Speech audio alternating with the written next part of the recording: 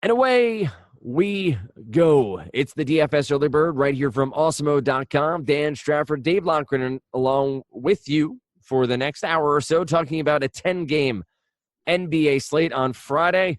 We are nearing the end of December. We are coming up to the Christmas holiday and New Year, so lots of moving pieces around our lives individually, but we're here with you on this Friday morning, getting you set for 10 games. Lofty, how the hell are you doing? Oh, not bad, man. Not bad. Waiting to see what shakes out on this second game of the two-gamer, but I can tell you I had 100% Derek Jones Jr., who dropped 35 fantasy points at a discounted price point, played 26 minutes, solid game. And I wrote the deep dive yesterday or Thursday, as we do on Awesemo.com, and I had mentioned him in there. And I was really surprised that 19% on a two-game slate with no Justice Winslow, and the fact that he'd been closing the last 5 games out. So 19% on a two-gamer is pretty low ownership. So I'll take it. Let's see if something will pan out tonight, huh? Yeah, I will not be on board with that. I did not have any. I only played one lineup. 2-game slate is not my cup of tea. It's not really. I don't where think it's most, including me. I don't think it's anyone's cup of tea. But still fired one lineup just to see where I was at, and that one lineup had Dwayne Wade in it, so that's where we are. But that's fine. Not a bad play though. It's FanDuel. He was particularly good at his price, but you know what? It's tough because he's either giving you he's had some 9-pointers, some 15, some 20s, and then some 40s and 50s. He's been all over the map, but he's got, over their last 10 games, Dwayne Wade leads the team in usage, leads the team in assist rate. So the upside was there, just didn't work out. He's also 55 years old, so it's fine. Wait. He went to Still got something left in the tank. He went to Marquette, right? I'm remembering that correctly. I don't know. I'm not good with remembering. I'm pretty sure that's where I went. I feel like, though, that's in the 90s, and it wasn't the 90s, but I feel like it was a really long time ago. So let's talk about this 10-game slate. And don't forget, over at Awesemo.com. Marquette, yeah. Look at that. The 24 2000 to 2003. Oh, what? It was when I was in college. Holy hell. Pretty close. Wow. Yeah. That's pretty crazy. That is a long damn time ago. Let me tell you that. Sure feels like it. Well, it's 15. I was still in high school. 15 years since I graduated college. Holy hell. 2004. I finished college. I am. Andrew's older. Always remember that. Always remember Andrew Barron. Hot Magic is older. Awesemo.com is doing 24 days of giveaways currently. You like this podcast on YouTube, you like the channel, you subscribe, you leave a comment, and I'll give you a question before small forward, but always leave your favorite part of the show itself, or the show since its inception, or Dave and my time together across various different companies. You can be entered in to win 1 month free, your choice. Whatever sport you want, you get 1 month for free. You also get entered into the drawing for a full year subscription to Awesemo.com for free. We will take care of all of the bells and whistles, all the price points. You get everything except for the Fantasy Cruncher add-on for a full year. So 365 days from Christmas Day to Christmas Day, because that's when the drawing will happen. Josh Engelman will draw that on Christmas morning on the NBA Strategy Show. You are entered in. You do the same on iTunes. Rate the podcast. I'm not one of these other podcast hosts out there on Twitter begging for 5-star ratings. You give us what you think we deserve. I think we deserve 5 stars, but you give us what you think we deserve. Leave a comment. Same thing. You'll be entered in to win the month, and then also the year-long subscription. So with the EMAC-isms out of the way, by that I mean the commercials, we can dive in here to this 10-game NBA slate, where I pointed out to you, Dave, before we started recording, it's somewhat of an anomaly because we don't have a point guard above 10K. We don't have Harden. We don't have Westbrook. We don't have Curry. So our most expensive point guard on this slate is none other than Drew Holiday going up against the Los Angeles Lakers. Kyrie, Kemba, Damian Lillard. You have Kyle Lowry is out, I think, at least 2 more games. Oladipo's here at 8,100. Levine is out 2 to 4 weeks, last I read. So you have done all the way up to 7,300 on DraftKings already, a really accelerated price jump from, I think he was 5,600 when he first came back. Who did you say? Chris Dunn. Yeah, Chris Dunn, when he first came back, was 63. No, that Okay. was the first game of the season, 56. So he Yeah. was 56 when he returned. Yeah. So a big jump there as he's seen plenty of run with Zach LaVine out and some other movement in that Chicago rotation. But this feels like it could be a fun slate because we don't have Harden, Curry, and Westbrook. We have a little bit more diversity here at the top end of point guard where we've typically seen a deep position. What do you got at the top end? Who are some of the plays that you're looking at point guard? I mean, really, the first thing is what's going on with Anthony Davis, right? He leaves that game after 11 minutes. And by the way, I tweeted out prior to that game, how many minutes before chalk Anthony Davis leaves to the locker room? I said, and then I spaced it out. The last thing I said was, I'm hoping it's 24. Now, I didn't think I'd have to explain myself. People are like, well, why do you want him to go to the locker room at all? I said, no, listen, dude, that's halftime. All the players go to the locker room at halftime, right? So 24 minutes means he's in the locker room, but so is everybody else because it's halftime. And I had many. Pretty amazing. Like, that's pretty amazing. Oh, yeah. I stopped responding. I had so many people like, well, it wasn't 24. I'm like, no, dude, I meant halftime. Like, I don't want him to get hurt. I didn't want him to go to the locker room. Whatever. And it's a pretty witty tweet. And if I had explained it in the first tweet, it would have killed it. You know what I mean? Right. Exactly. Like, you get the joke, guys? You get the joke? Right. What I'm saying is that I want to, yeah. Right. One guy guessed 11 minutes, and it was 11 minutes. It was pretty amazing. So, and then people were like, dude, you jinxed him. I said, yes, you're right, because it's very unlikely and uncommon that Anthony Davis, when he's chalk, goes to the locker room. It happens every time, dude. This isn't some Nostradamus shit. Like, this is Anthony Davis. Anyway, in a roundabout way, what I'm saying is he plays 11 minutes and like 47 seconds in the first quarter. By the way, 30 fantasy points. He was on pace for 95 had he played 40 minutes like he had been. Still finishes with 57 and 29 minutes. Still almost fantasy point per minute, or 2 fantasy points per minute. But he comes back. He doesn't even start the second quarter, though. That's the second half. So, what's going on with this guy? So the weird thing, Dan, isn't that he was out and probably had some like wicked diarrhea or something. But the weird thing is that he went out, returned to the bench 2 minutes later, literally 2-3 minutes later, and he goes back to the locker room, doesn't come back out. Then he comes back later in the second half. Yep. And plays 18 minutes. But now he's questionable for this game, which is 2 days later. But you had an illness, but you played through it before and after, and now you're questioning. So it's really strange to me. And the whole reason I bring all of this up is because Julius Randle is also questionable. They're labeling him a game-time decision with an ankle injury. Nikola Mirotic, also questionable. Doubtful, though, with an ankle. Okay, doubtful, not questionable. But we really don't know here. So Jrue Holiday could be, like, even at 9K, a really, really good play. Like a priority play if somehow all of these guys sit. Hell, Dan, even if 2 of the 3 sit, I'd still have interest in Holiday here. I think it's a really good spot. But man, you're just going to get a lot of opportunity based on how if this front court shakes out in his favor, then Holiday could still be very much in play here. So just keep that in mind. That's really big news we're waiting on. It's pretty much the biggest news on this slate. I think you'd agree. Not just Davis, but this front court in general. Like, what happens with Randall? Does Davis play and he's healthy? Randall and Mirotic both sit and he's got a matchup against the Lakers. He's 2.18 fantasy points per minute with those 2 guys off the court. So it's just one of these situations that the whole slate, I won't say the whole slate, but honestly, much of the slate will revolve around that. So that I wanted to get that out of the way first when we always, talk about injury news early on. Aside from that, though, we'll take a look at some of these other guys. Kemba Walker's still pretty cheap. I don't think it's a perfect matchup, but it's not a bad one against Detroit. Reggie Jackson and company aren't exactly going to slow you to a crawl.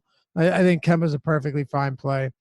De'Aaron Fox, tough spot. I did love him against OKC. We got good numbers there.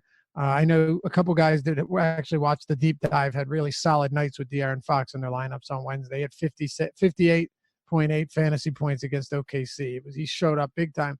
He's actually had 2 solid games against Mike Conley and the Grizzlies this year. I was hoping Conley would be out, but it looks like he's going to play here. Probably going to fade Fox. Tournament option for sure, just because he's still very reasonably priced. Trae Young's also 6,300, Dan.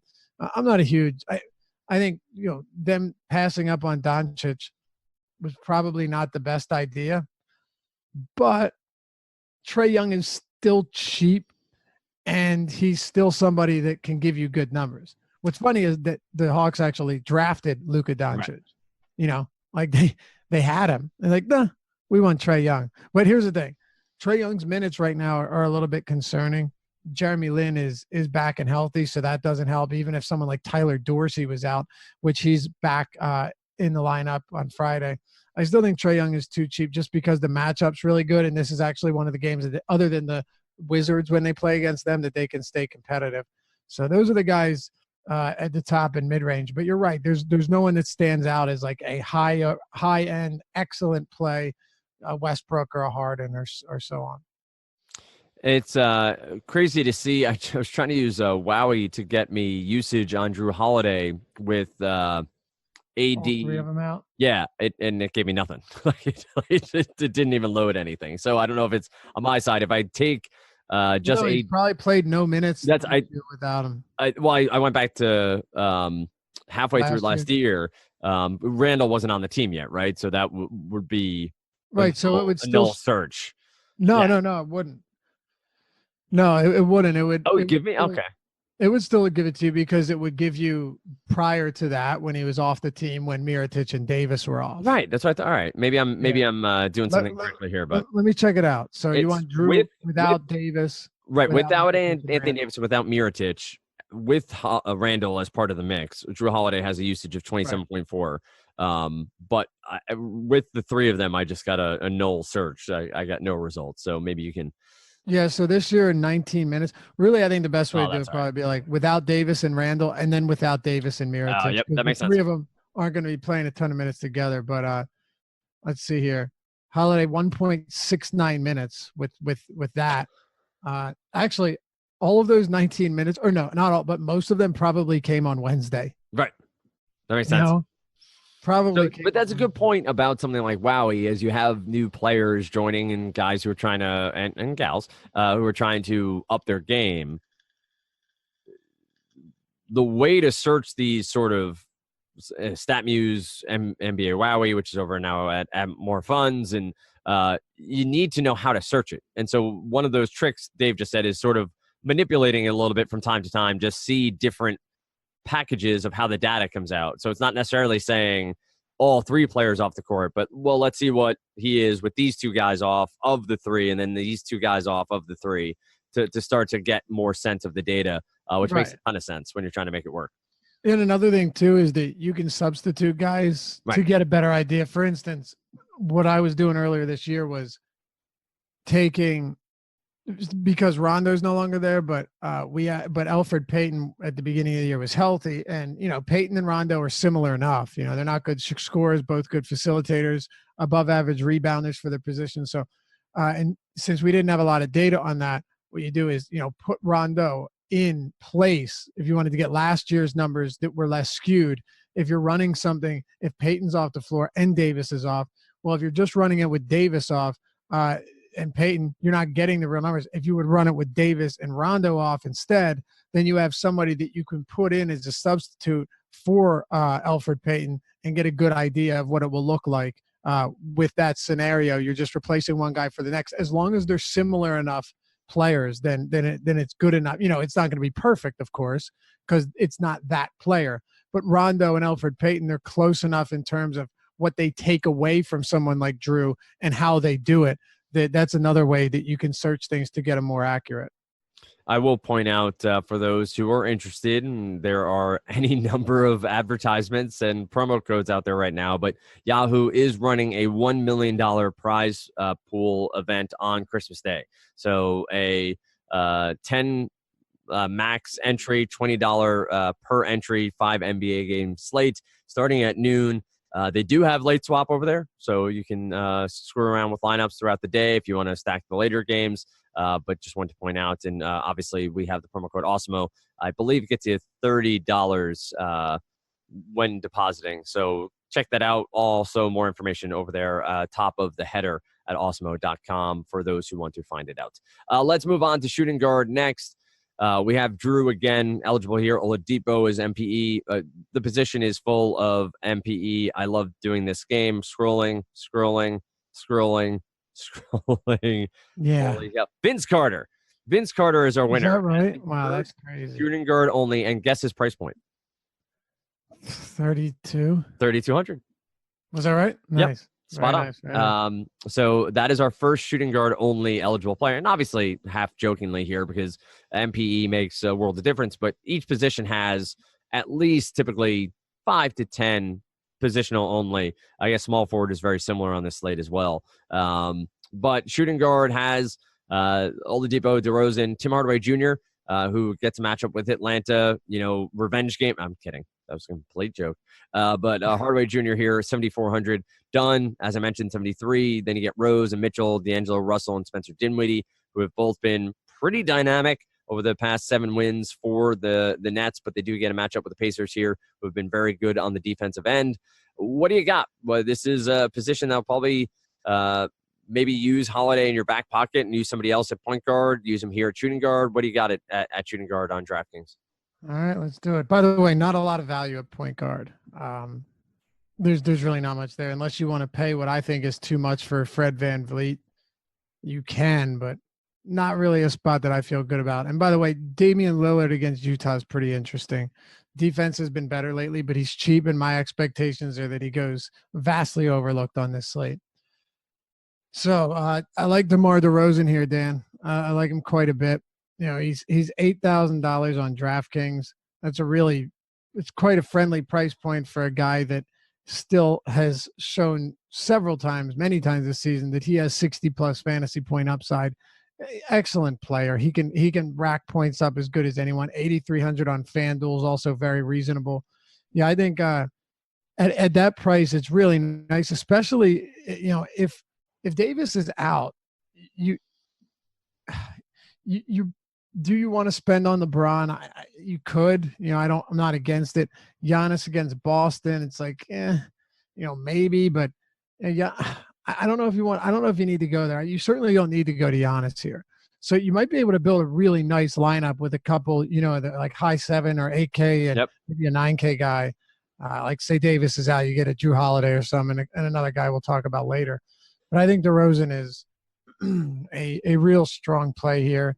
In close games, he's going to get the run, right? They blew Orlando out in Orlando. They blew the Sixers out at home. So his minutes have been down. Popovich shouldn't have any concerns about running him heavy if this game stays close, and I think it should. Right? And even over those last games, given his minutes, it wasn't bad production. He's 13 total, 13 rebounds plus assists and in both games with a combined 37 points. And that was with him not really needing to shoot much. I think he will need to shoot quite a bit in this game. They're 4-point favorites. Spurs are looking better lately, by the way. I guess we should have expected that or seen that coming. Yeah, 4-point favorites, 220.5 total. Not bad. And DeRozan's at a price where I feel pretty comfortable with him. I guess Tim Hardaway, you have to wonder when does he get too expensive? Because it was only a game ago that he was 64 and then 6,500, coming off a really big game against the Sixers in that blowout loss. I think he's interesting here though, because Atlanta is one of the teams that can make a guy worth that price, right? They can make you worth that price point. This is a team that is allowing the highest 3-point percentage on the season, which should come as no surprise to anybody. They play at the fastest pace in the league. Also not a surprise. Oftentimes bad teams like this with a lot of 3-point shooters are going to play at an elevated pace, and they play really fast. They also have a bottom 5 defense. So everything lines up for Hardaway to actually, be able to put up big numbers here. He's faced them twice this season. It's funny. You mentioned revenge game, and we generally never think about that. But didn't something happen with Hardaway? Like, didn't things end poorly with Atlanta? I swear I thought they did. All I know is that the Knicks offered him a boatload more money than anyone else was discussing offering him, and he left Atlanta after. Okay. I don't know of anything negative other than the Knicks offering him way too much money. I could be misremembering, but 2 games against Atlanta. The first one, he had 34 points, 3 assists, 3 steals, a block. The other game, he had 31 points, 6 rebounds, 5 assists, 2 steals. So 30-plus points in both, 22 shots in both, 20 combined 3-point attempts. And I only say this because this is the type of matchup. The Hawks are the type of team that will really be conducive for high-volume shooters like this. That you're getting up additional shots here. And yes, guys like Kevin Knox are getting run where they weren't getting as much in those 2 earlier games this season. Moutier too, yep. Yeah, like Moutier. And as I mentioned, I said this, I wrote this at length in the deep dive the other day, that the decreased usage for Hardaway, which is significant, it's like 6% over in December, down from the first month of the season. Well, it's a little bit misleading, because while Hardaway's usage, yes, it is down, he's also playing more, like 5 or 4 more minutes per game than he was over the first month. So you're getting additional minutes, right? So if you're still getting around the same, maybe like 1.5 fewer field goal attempts per game, but you're getting more minutes with still more opportunity to give you the peripherals, that should balance out. I don't see it being as big a deal as some are making it out to be, because his playing time is higher, right? 4 extra minutes is fine if your usage is going to come down, because the more minutes you play too, per game, the usage will obviously come down, right? Like Lou Williams has a 31% usage rate, plays 25 minutes a game, gets up a bunch of shots, but you look at the field goal attempts, and you're like, oh, he only takes this many per game. Well, yeah, he only plays that many minutes per game. So, just one way to look at it. But I think Hardaway's actually okay, Dan, and normally I wouldn't want to pay this much, but it's the Hawks, and I'm okay with it. I really am. Jeremy Lamb against Detroit, I don't hate it. I think you want to look for him on spots where you can still get him at a discount. But it's not that deep of a position, man. It really isn't. I'm combing through it, looking to see if we've got any decent value. Jeremy Lin in tournaments is interesting only because he has been taking some minutes away from Trae Young when he's playing well, and it's the Knicks. So if he plays well against the Knicks, which is very possible, you could see quite a bit of minutes here. And then just one other guy, obviously in today's article and on the deeper dive, we'll get to more of this once we can do some more research. But Josh Okogie is, I don't know, at least worth looking into. He played 31 minutes last game. He only had 14 fantasy points, but he did play 31 minutes, and it was a game that was decided by 6 points. So it's not like he just got a bunch of blowout run like we saw Tyus Jones get, and that was misleading. It's so easy to be misled unless you actually look at how the minutes came. But with Okogie, he played 6 minutes in the first quarter, the entire second quarter, and then he played 5 minutes in the third quarter. He played 8 minutes in the fourth quarter. He did not play in overtime, but you know what, dude, that's all right. We'll take it. The only thing here though is, well, no, you know what, that wouldn't make a difference because Taj Gibson got 2 early fouls. Saric is obviously his backup there. Yep. Did anyone else get? No, I don't. I think what happened is he came in, he subbed in for Covington, and then I think he got minutes, and they stagger these guys kind of oddly. So, all of the other guys still came back around the midway point of the second half, and he still got those minutes, Dan, with Covington being the one that sat in the second half when the starters came back and Okogie stayed in. So that's, 31 minutes is pretty interesting. Even though he didn't do much with it, he's very cheap. He's 3,300. 3,300 is cheap. So It is very, and when the minutes are there, sometimes you have to pull the trigger on Yep. that value when it presents itself. Let's move to small forward next. Again, really a template or a foundational podcast here, trying to get your brain working early on in the morning as you're commuting to work, or maybe sitting down at your desk or driving around, whatever it may be that you're doing, going to school. To get you up to speed, Dave has the deep dive, which is Monday, Wednesday, Friday for him, typically. From time to time, he and Adam will switch. Adam has it Tuesday, Thursday, Saturday. All that's available behind the paywall over there at awesemo.com. Then you have the NBA Strategy Show, which is a YouTube video stream, I should say. It's live, usually around 9:15 Eastern, with Josh Engelman hosting, and Lofty and Adam switching on and off as the analyst role. You get the deep dive at 5 p.m., and then you have live before lock with Josh and Spags, and throw in Ed Fear into that mix, leading up to lineup lock. So tons of content from us each and every day at awesemo.com, and on YouTube, the Awesemo channel. Be sure to subscribe. Again, thumbs up the video over there on YouTube. Leave a comment. You'll be entered in to win that free month of whatever sport you so choose. What I will, I'll prompt you with this. Again, you can comment whatever you'd like. Who's your favorite shooting guard play on this slate? Just put in the comment section, who's your favorite shooting guard play on this slate as of right now? And that is a comment you can make pretty simply over there on YouTube. Let's talk small forwards next. You've talked about Giannis. You've talked a bit about LeBron. You've talked about DeMar DeRozan. Talked about Tim Hardaway Jr. Kawhi is eligible here. You have Buddy Hield, Middleton, Lamb. You've talked about already. Bazemore, Jason Tatum have a few injuries pushing here for Boston. What do you got at small forward? We have the obvious big names at the top, over 10K. But do we have maybe a Leonard or DeRozan sighting here at small forward? THJ, a better play here than at shooting guard? What are some of your thoughts here at the 3? Yeah, I mean, I do like LeBron here, but a lot of this is contingent upon what we get with Anthony Davis. You know, if Randall's out, Mirotic is already doubtful, and say Davis plays and he won't be limited, and we actually get an idea of what this illness is. Maybe we do. I haven't looked into it, but I would definitely like to know. I think it would be conducive to us getting an idea of what's going on here. I don't know. But if Davis plays and those guys are out, then it's just hard not to love him. Hell, even if he plays and it seems like everything's okay, you know what it is. Davis always played Davis on his first game back from injury, or in this case, illness, right? Because that's when everyone's scared, and he usually never gets hurt 2 games in a row. That's like 60% of his games. Right. Right. But you've tracked this. Come on, man. No, I'm right there with you.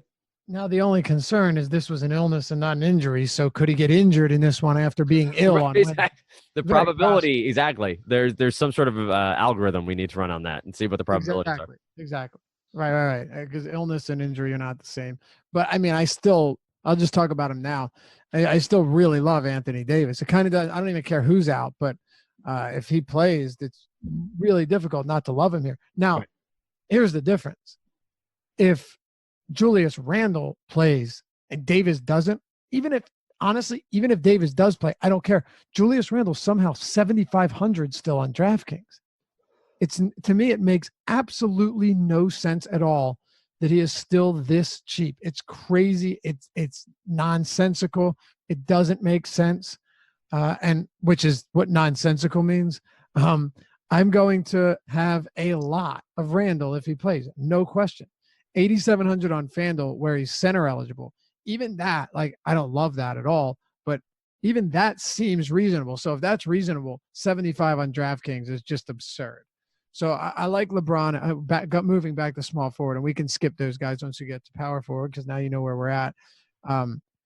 LeBron James, a very, very good play here. I do like him, but I like Davis more if he plays. I like LeBron more than Antetokounmpo, though. So just those are our top 3. I guess I just answered the question for you, Dan. Your last. You did. And unintentionally. We can always circle back to it, but. All right, fair enough. Maybe something changes, It could. We might get some news. Here at 11:30 p.m. Eastern time. Breaking news, Anthony Davis still shitting himself. So that wouldn't surprise me at all. I can't get on board with Kawhi. I know, 50 plus and 2+ games, but like that's kind of, I mean, that's cool and all, but is it what we're looking for here? And dude, Kawhi easily could give you another 50 plus fantasy point game, no question. I just don't know if I want to pay for that. I don't know if I want to pay for that. You know, I can get 50. I can get 50 plus with Julius Randle at 7,500. I'm pretty certain of that. I'm not saying, he's anywhere as good overall as somebody like Kawhi, but the upside is certainly still there. There's a bunch of guys here. Drew Holiday, if Davis sits, $500 cheaper. So do I hate Kawhi Leonard? No, I don't at all. And I think he's a much better play on DraftKings than he is on FanDuel. At 10-4 on FanDuel, there's no way I'm touching him. But he's just a tough guy to prioritize. That's all. Aside from that, small forward's kind of interesting in that there's not a whole lot in that middle tier. We talked about DeRozan and Hardaway and such, but you've got Kevin Knox, whose price tag has jumped up to $6K on DraftKings. This is a difficult one because the minutes are absolutely there. I will have some exposure to Knox just because it's the Atlanta Hawks. The shots will be there. I don't want to play him along with Hardaway, but I'll probably, get some of him in the non-Hardaway lineups. He's 63 on FanDuel, but power forward eligible. I just think because the minutes are so high right now, and he's getting up 15 plus shots a game, that he does merit. He warrants some consideration. His peripherals just aren't very good, so he definitely needs to score in order to pay that price tag off. Yep. Gordon Hayward's pretty cheap. If Marcus Morris sits, I think that probably benefits him too. Obviously not a high upside guy in Boston right now. It's kind of unfortunate to see what it's turned out to be, but I don't mind that price. Probably get up to Knox at a little bit higher price, just thinking that in that matchup with his minutes and usage, you do have some upside if he catches fire and falls into some additional rebounds. But as far as value goes, Dan, we talked about Okogie. Like Kuruks, I don't really have much interest in going to. It's tough from a value standpoint. I really don't know if there's anyone here like dirt cheap or even remotely cheap that we haven't already talked about at other positions that stands out as someone I'm trying to hitch my wagon to on Friday.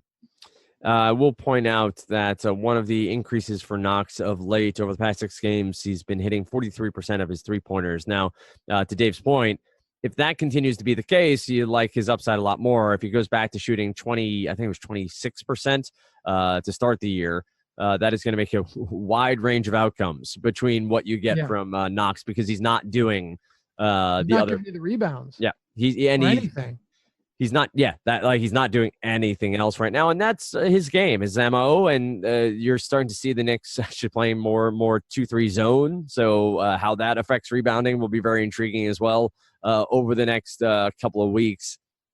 That's just how bad they are that Fizdale feels like he has to go to his zone. But let's triangle offense. Oh yeah, that works really well. That works really, really well, especially in 2018. It's a phenomenal stuff. Oh boy, Phil. Power forward next. You've already touched on LeBron. You've touched on Giannis. You've touched on Anthony Davis, Kawhi. We do get Blake Griffin here coming off a really solid outing in overtime. Helping the Pistons to an overtime win over Minnesota, 129 to 123, 53.5 DraftKings points, but his price point's up at 9,400. That is not a bargain here for Blake when you have other players potentially with upside. I'll say, I've said it a couple of times on this podcast, I still struggle with the fact that John Collins is a very good NBA player, if not bordering on great. I know the talent's been there. It's just I don't watch enough of him. I don't know that I've ever actually watched a full game with him playing, but he's really damn solid. Price point here, Dave, at 7,800 seems high to me from my biases, like from my personal bias. But how does this position shake out? And is Collins against the Knicks, where rebounds are readily available, a viable option here at 7,800? By the way, Dan, if you're ever interested, just like to get a better idea, draftexpress.com is a site that I like using a lot. There's a few of them actually, where you can like go on and check out the scouting reports and stuff and see certain highlight videos and stuff. And like one thing I like watching is it's not just the scoring. if they do it right, you'll get ones where it's actually, there's actually good analysis, good video of more so than just him, posting up or whatever. I remember watching John Collins when he was coming into the league, and there was some really, really good stuff on him. So he's a fun player, man. What is the other one? What is the other site? I use it all the time, and I'm 100% blanking. Pornhub? Yeah, that's it. Dude. I mean, there's Draft Express. There's NBA Draft.net. Is that still around? Might be, but that's not it. It's one that I hope people are screaming at me through their computer. There's one that I just use all the time, and I cannot think of what it is. Like, I literally, before each season, I use it as much as possible, and it's not coming to me. I'll think of it though. A few really great guys to follow from it, and they do like shooting breakdown. Oh, B-ball breakdown, is that it? Is it B-ball breakdown? I think it is. No, that's the YouTube one, I think, which is also amazing if you haven't checked that out. Either way, Draft Express has good stuff, and that's one I use quite a bit. But yeah, just for any player that you're not, if you're wondering what a player is like and you want to read all the scouting reports and see all the video on him, Draft Express will give it all to you. I think though Collins is legit, Dan, and it's funny because his game, a lot of people were worried wouldn't translate all that well to the NBA, but he's starting to jack up some threes. And hey, he's not shooting well from three, but I like the fact that he's at least attempting them because, playing the four with the game continuing to evolve as it is, it's good to see that we've got a guy who is willing to actually, take the next step, take some threes, and start to do more of what'll be needed of him. But, John Collins is one of those guys that has excellent skills. His rebounding has been outstanding, has it not? Yeah, absolutely. Like all of it has. Like it's just been really solid. It really has. And you look at how he produces his points. He's not a big long range shooter, and he takes a whole lot from around the basket, which is something I like a lot. A weird thing is too, he's averaging only 2.7 post ups per game. He's somebody that, another thing too is if you watch how he scores, he can roll to the rim and he give you quick floaters on like quick outlet passes that you get it to him around the basket. He's an athlete. He's versatile and he does a lot. And he can play physically. So, you have like that old school physicality that he can play with. Like, I'm not comparing him to a Randolph at all, but in the sense of like being able to body your way to the basket, kind of like, a Randall, but also enough finesse and agility to where he can be dangerous on more than just a post up. And I think that's what makes him pretty special. And again, he will, hoist him up from three once in a while, and he's got some pretty decent mechanics. So I like me some John Collins here. And I think that his price is it's getting up there, but it's not crazy when you consider the fact that he keeps putting up big numbers. Somebody, by the way, talked about, like, I thought I saw someone said, I told you all to fade Collins against Washington. This dude got in foul trouble, played 25 minutes and still had 41 fantasy points. This was on the deep dive chat on YouTube. Like, are we supposed to be upset about that? I get that he didn't explode, but if you told me he'd play 25 minutes and be in foul trouble all night and still got me 41, I'd be thanking the basketball gods. We've seen a whole lot worse than that when players get in foul trouble, and it really messes their night up.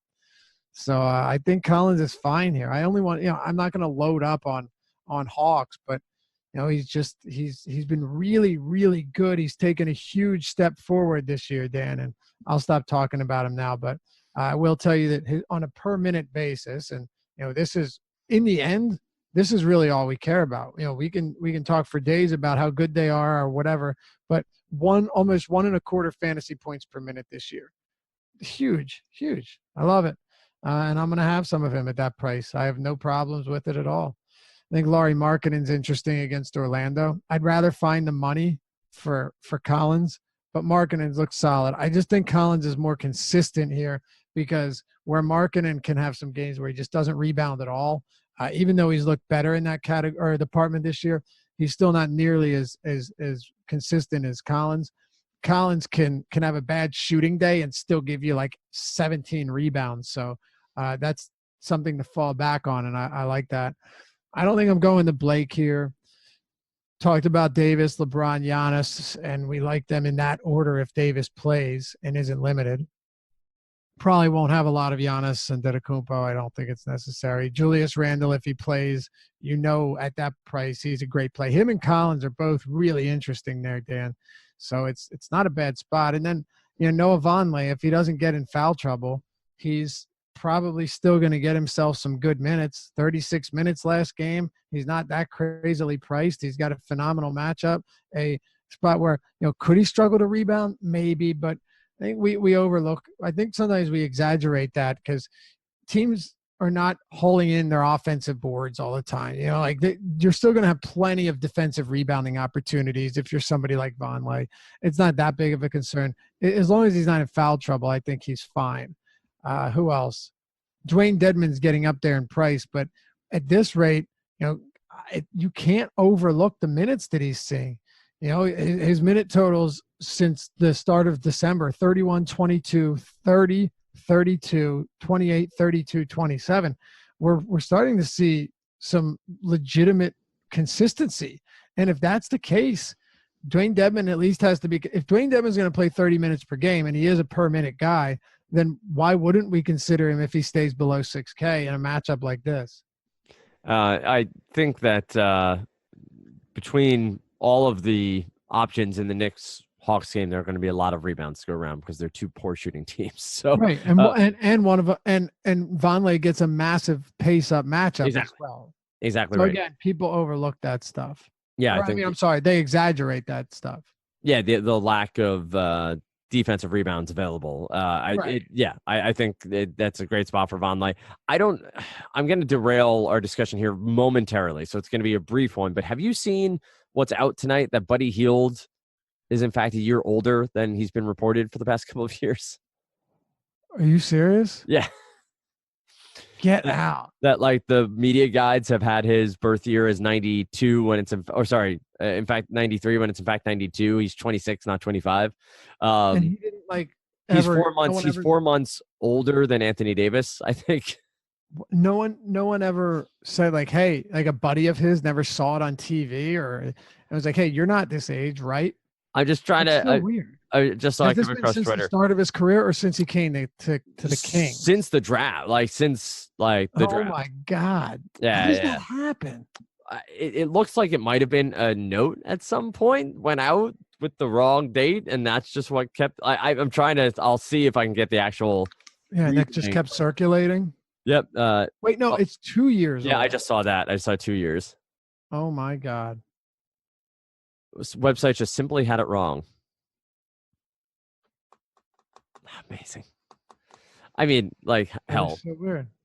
It doesn't affect us in any way. But the Kings, you're dealing with an older player.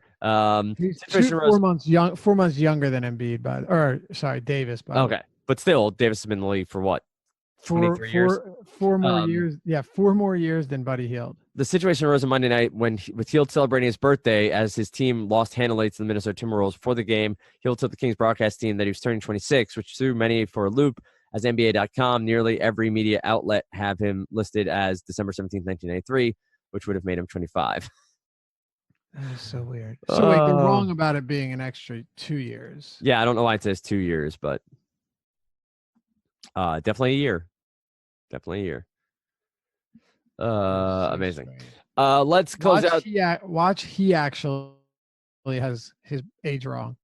NBA.com had it right. He's the one who has it wrong. He's just his parents just never told him the truth. Let's talk center and be done. Talk MPE a lot. So you do have AD and Blake here. You have John Collins again, Aldridge. Probably won't be using many other positions here at center just simply because of the high-end talent that's here. You have Towns and Vucevic. Andre Drummond at 8,900. Gobert, Marc Gasol gets a matchup with Sacramento at 7,700.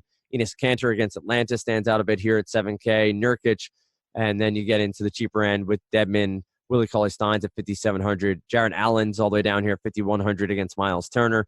You do have Turner on the other side of this matchup, is at 7,300. And obviously, I know Jared Allen's been very good. The Nets have been very good defensively, but I still like playing centers against the Nets for a pretty solid floor on the season. What do you got at center? Then we can close out the podcast. Yeah, and Allen's minutes have been, beginning to trend downwards a little bit too, so that's not a terrible thing. But yeah, it's interesting because he's played solid individual defense, but as a team and around the rim and just at the center or against opposing centers, you just haven't seen it translate into good overall defense, which is kind of weird, but it is what it is. I just, for value at power forward quickly, Rondé Hollis-Jefferson has come down below 5K on DraftKings, which is pretty interesting. Wendell Carter Jr., it might be time to give up hope on him, but he's also pretty damn cheap. And then the last one that we didn't talk about, Larry Nance. I don't know where I'm at on him, but he's looked really good recently. Even when he's not shooting, he's looked really good. This matchup isn't great, but if we're getting a spot where, Serge Ibaka's out again and you got the Greg Monroe who couldn't jump over a dime at center, then life becomes a whole lot easier for Nance. But I am wondering though, and we'll see, it's possible that Larry Nance, or with them starting Larry Nance at the 5, maybe they go back to Djigic, but maybe Nick Nurse instead decides to start Pascal Siakam at the 5 instead of Greg Monroe.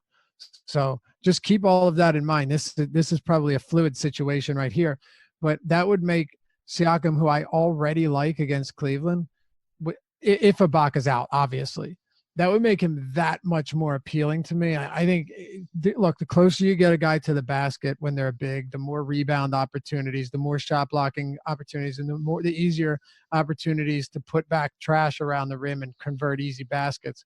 So Siakam at 6,300 on DraftKings and 69 on FanDuel would become a really good play if Nurse decides to start him at the 5 to counter Nance. But, it's probably not him that's going to be making those decisions. So at center, Greg Monroe last game, I think a lot of people were taking some early victory laps on Greg Monroe, Dan. And, we don't know anyone who does that in DFS. People do that in DFS? Of course not. Yeah. And in some spots where Greg Monroe was very, very cheap, I'm perfectly, you should be perfectly okay with that. But Adam and I had mentioned that we said, look, we're going to play some of him, no question. But if Monroe was that good, he'd probably be playing at least 20 minutes per game on some team. And not even that though. Like, this guy, is he really even conditioned to play that many minutes? Well, it sure looked like it. He plays 8.5 minutes in the first, and then he plays 8 minutes in the second, and then he plays 5.5 minutes in the third and never comes back onto the court. Right now, that game, by the way, was decided by only 3 points. So it was a competitive game. It's got some separation early, but that's not it. It never really moved much more than 10 for any long stretches. And this game was closed out with Van Vliet, Kawhi Leonard, Siakam, Danny Green, and it looks like Malachi Richardson was in there for quite some time, kind of threw some guys around. But yeah, Greg Monroe never came back. Looked like he was going to play a ton of minutes, ended up playing 22, and that makes sense. That's what I had him at. I had him at 22 minutes.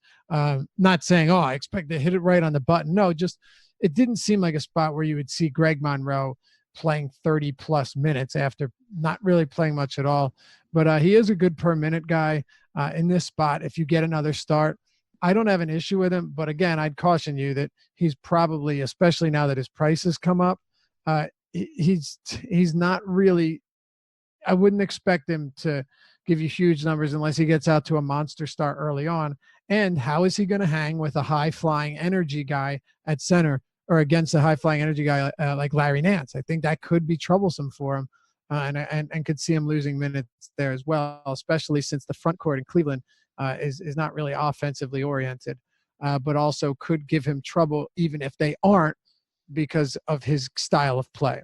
All right, now that that's over with, I think at the top, if you're looking for somebody at the top, Andre Drummond should be able to rack up a lot of rebounds against this Charlotte team. Cody Zeller and whoever else they want to throw out there at center to combat Drummond probably will struggle. He's averaging 18 and 18 against them this year, Dan, through 2 games. Not a big surprise. He should be putting up huge totals on both sides against them. And he's fallen back below 9K on DraftKings, which to me definitely makes him appealing. And on a slate where you don't have 8 guys above 11K, where it makes it impossible, all in good matchups, where it makes it impossible to play, anybody in that high 8 or low 9K range. So I like Drummond more than a bunch of the other 9K guys are similarly priced guys at the center position. Towns against San Antonio, I have interest only because his prices come down so much. But I actually think I still like Drummond more than Towns here. Just better spot, better matchup. This game should also be competitive. Charlotte's favored by only 4 points at home. So that's where I'm at the top. The mid-range, Collins has eligibility here. I prefer him at power forward. But Yusuf Nurkic is the interesting one. Can he beat Gobert in the pick and roll? I believe he can. His price is down to 6,600. I mean, that's crazy. I know he played 21 minutes last game, but it's not like Terry Stotts is unwilling to run him for 30 plus, Dan. I think it's 66 in any matchup, especially with Utah's front court defense lacking this year, is a really good spot. And then, of course, Enes Kanter is another one where he's still too cheap. He played like 40 seconds below 30 minutes last game, and that game developed into a blowout. I'd mentioned that because they weren't on a back-to-back, I would expect Kanter to get more run in this one. And he and the entire starting lineup outside of, I think it was Knox, and he's a young guy they're giving him run, got pulled with, got pulled with 4 minutes left in the game. So Kanter was on pace before this game got real ugly. They were down by this is when they went down by 26. Kanter was on pace to play around 33 minutes, which we would have expected in a non-back-to-back with no Mitchell Robinson. I'm a Kanter apologist. Like I will play him probably more often than most. I love him too. It's just the offense is there and the rebounding. He's really poor defensively, but if the Knicks don't have an option that they can actually play because of injury or because of skill set, he's gonna get run, and he's gonna get run in the high 20s, low 30s. If a game's close, you see him for a few more, and the offense is going to be there. The rebounds will be there. And at 7K, he continues to be somebody that he's not my first option. It's not the guy that at center I'm locking in. But as the game goes on, I'm trying to meaning the game of making my lineups. As it goes on, he's viable. He's going to be somebody that I don't mind slotting in there at that price point over and over again. So it's a good spot, man. Pace up too, which you may think doesn't have much impact on centers, but rebounds. Yeah, exactly. And shot blocking opportunities are going to increase when you're playing when you're seeing more possessions. And right, exactly. So I still think he's fine. And look, Kanter's not Larry Nance type, running the court like crazy. But I think sometimes we overblow how, whether or not these guys can play in a pace-up game. Of course they can. So as many of you know, I am on Twitter a lot, and while we're doing the show, I'm looking for news. And this just came across, and I thought you'd appreciate it because we talked about Doncic here on the show. Tim Cato, and confirming he is, a Mavs beat reporter. So I'm taking this that he is actually quoting his source here. Mark Cuban on whether he thought Luka would be this good this soon. Quote, "Fuck no." That's great. I thought Cuban would give that face that he does on Shark Tank, like I'm cooler than everyone, but only because I have money. And if I didn't have money, no one would think I was cooler than everybody. Because let's be honest, that's true. Oh, totally right. Right? Like he's a software guy. I mean, come on. I mean, look, he's entertaining, no question. But he's a loudmouth because he has money. Good for him. Right. And everyone thinks it's cool because, like, if he had no money and he had that persona, people are like, man, that's one annoying He'd be dude. the worst guy at the bar. He would be the Right. worst guy at the bar Right. by But far. because he's the billionaire, it's like, that's cool that he's you know what it is. Everyone likes, and I do too. I like seeing the normal, Right. you know, Of course. right. Yeah. And You want my to think dad, you can be a billionaire someday. exactly. My dad was an infectious disease doctor. And he he drove a Honda CRV to work, and he had 3 Harleys in the garage. He didn't have a Benz. He didn't have a BMW. He drove his Harleys and wore cut-off Harley shirts when he wasn't at work. He's an infectious disease doctor, and people loved it, and I liked it too because, you know, when you're a kid, you're not trying to have people say, oh, he's a doctor, you know, this and that, Right. and not to get too deep into it, but you know what I mean. And I always appreciated that he was a normal guy. Absolutely. And what's funny is about Cuban, I don't know that he's normal anymore. Like, he's gotten so deep into Sure. Oh, sure. being But you understand what I'm oh, saying. absolutely. About Someone that'll like curse an actual person. Yeah, and that'll wear jeans and it'll show up in the first row to all the games, you know. absolutely. No, I just appreciated. Oh, fuck no. It's Anyway, funny. Definitely funny. let's anybody else here? Centers typically deep. I know you have the deep dive, so I don't want to necessarily dive much further here because you have a lot to write up and decisions to make on who to write up. But anybody else worthwhile? Yeah, I'm sure there is. But I'll give you one guy here. It's a deep slate, so it shouldn't be necessary. And Vooch is going to play, by the way, so that takes Bamba out of the equation. Of course, if Bamba was getting the start, we'd be having an entirely different conversation. Even at 4K, he'd be a high value or high level value guy. But Jakob Pertl, I, I I was hoping he'd see some more minutes going forward because I actually, you know this, I really like the guy's game. I've been a pretty big fan of his since last season when he was with Toronto. And Mm-hmm. maybe I'm mistaken. I could be misguided here. It's very possible. I've been wrong on players before. But I think he is a decent enough player that if he plays 20 minutes, 21 minutes, which he's actually done in 4 of his last 5 games, he could return some value at near minimum salary. Now, totally a tournament option, but if you wanted to stack, a few high-priced guys, and he goes out there and gives you 30 plus fantasy points like he's done in 2 of his last 10, I get it. It's not a lot, but you're also paying nothing for him, so you understand the risk. Then it becomes pretty interesting to me. The concern here, though, is that they've blown teams out. Yes, they've looked better lately in 4 of their last 5, in which he played 21 minutes and then 22 in 1, but 21 in the other 3, and then 16 minutes in that 5-point loss to the Bulls. So that's clearly a concern that unless they blow out Minnesota, he probably isn't getting there. Looks like he's been seeing the additional 5-6 minutes in blowout run each night. So that's a problem, and I don't. He probably won't see that again unless this game develops into a blowout. But it's worth considering if you need to punt somebody and want someone that plays close to the basket and can give you decent numbers on occasion in a good matchup. Anytime I can say the name Jakob Pertl, Great name. I'm in. 3,500. Looks nothing like it's spelled to us Nope. Americans either. Exactly right. But 3,500 over there on DraftKings, and we'll see if this game stays close. One to ponder during the day on Friday. As always, you can find Dave on Twitter at Lofty_D, LOUGHY_D, myself at Dan Strafford. You did answer it earlier, but we'll circle back to it here just to make sure we cover off on everything we say we will. It's LeBron, AD, and Giannis above 5 figures, the 10K and above club. Who do you have as the piece you're building around?